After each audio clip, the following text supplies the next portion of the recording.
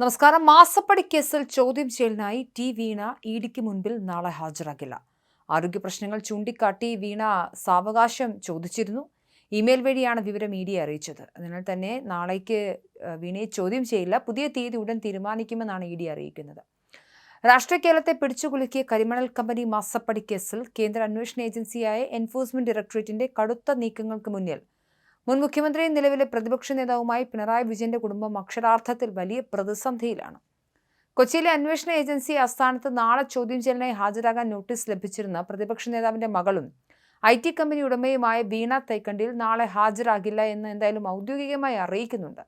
പെട്ടെന്നുണ്ടായ ആരോഗ്യ പ്രശ്നങ്ങൾ കാരണമാണ് നാളെ എത്താൻ സാധിക്കാത്തതെന്നും മറ്റൊരു ദിവസം ചോദ്യം ചെയ്യലിന് ഹാജരാകുമെന്നും കാണിച്ച് വീണ അന്വേഷണ ഉദ്യോഗസ്ഥർക്ക് അടിയന്തരമായി ഇമെയിൽ സന്ദേശം അയക്കുകയായിരുന്നു. വീണയുടെ ഈ നീക്കത്തെ നിയമപരമായി പ്രതിരോധിക്കാനും വൈകാതെ തന്നെ പുതിയൊരു തീയതി നൽകി ചോദ്യം ചെയ്യലിന് ഹാജരാക്കാൻ കടുത്ത നടപടികളിലേക്ക് നീങ്ങാനുമാണ് അന്വേഷണ ഏജൻസിയുടെ തീരുമാനം. നാളെ ചോദ്യം ചെയ്യലിന് ഹാജരായാൽ കേന്ദ്ര ഏജൻസി അറസ്റ്റ് ചെയ്തേക്കുമെന്ന കടുത്ത ഭയമാണ് അവസാന നിമിഷം ഇമെയിൽ അയച്ചു മാറി നിൽക്കാൻ വീണയെ പ്രേരിപ്പിച്ചതെന്നാണ് പുറത്തുവരുന്ന സൂചനകൾ. സാധാരണ ഇത്തരം കേസുകളിൽ അറസ്റ്റ് ഒഴിവാക്കാനായി പ്രതികൾ കോടതികളിൽ മുൻകൂർ ജാമ്യഹർജി നൽകുകയാണ് പതിവ്. എന്നാൽ ഈ കേസിൽ സാമ്പത്തിക കുറ്റകൃത്യങ്ങളുടെ കേസ് രജിസ്റ്റർ ചെയ്യുന്നതുമായി ബന്ധപ്പെട്ട സാങ്കേതിക വിവരങ്ങൾ ഔദ്യോഗികമായി ലഭ്യമാകാത്തതാണ് കാരണം. വീണയ്ക്ക് കോടതിയിൽ മുൻകൂർ ജാമ്യഹർജി നൽകാൻ സാധിക്കാത്ത നിയമപരമായ വലിയ പ്രതിസന്ധിയും നിലവിലുണ്ട്.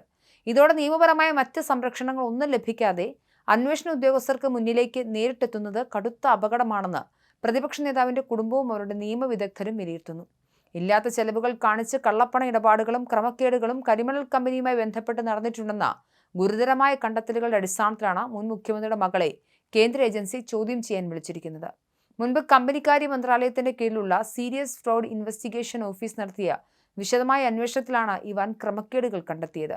സ്വകാര്യ കരിമണൽ കമ്പനിയിൽ നിന്നും വീണയ്ക്ക് 2,78,00,000 രൂപയും മറ്റൊരു ധനകാര്യ സ്ഥാപനത്തിൽ നിന്നും 50 ലക്ഷം രൂപയുടെ വായ്പയും ലഭിച്ചിരുന്നു. ഈ കോടിക്കണക്കിന് രൂപയുടെ സാമ്പത്തിക ഇടപാടുകളിൽ കള്ളപ്പണം വെളുപ്പിക്കൽ നടന്നിട്ടുണ്ടോ എന്നാണ് എൻഫോഴ്സ്മെന്റ് ഡയറക്ടറേറ്റ് പ്രധാനമായും അന്വേഷിക്കുന്നത്.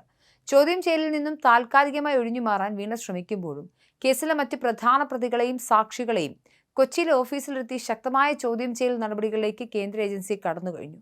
കരിമണൽ കമ്പനിയായ CMRLലെ chief financial officer, senior manager തുടങ്ങിയ പ്രമുഖ ജീവനക്കാർ കൊച്ചിയിലെ ഓഫീസിൽ ചോദ്യം ചെയ്യലിനായി ഹാജരായിട്ടുണ്ട്.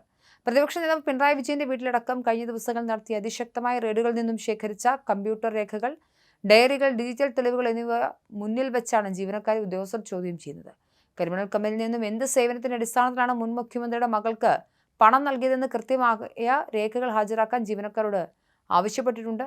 കേസിലെ പ്രധാന സൂത്രധാരനായ കരിമണൽ കമ്പനി മാനേജിംഗ് ഡയറക്ടർ ശശിധരൻ കർത്ത, അദ്ദേഹത്തിന്റെ മകൻ, ഭാര്യ എന്നിവരുൾപ്പെടെ 9 പ്രമുഖർക്കാണ് ആദ്യഘട്ടത്തിൽ കേന്ദ്ര ഏജൻസി നോട്ടീസ് നൽകിയിരിക്കുന്നത്.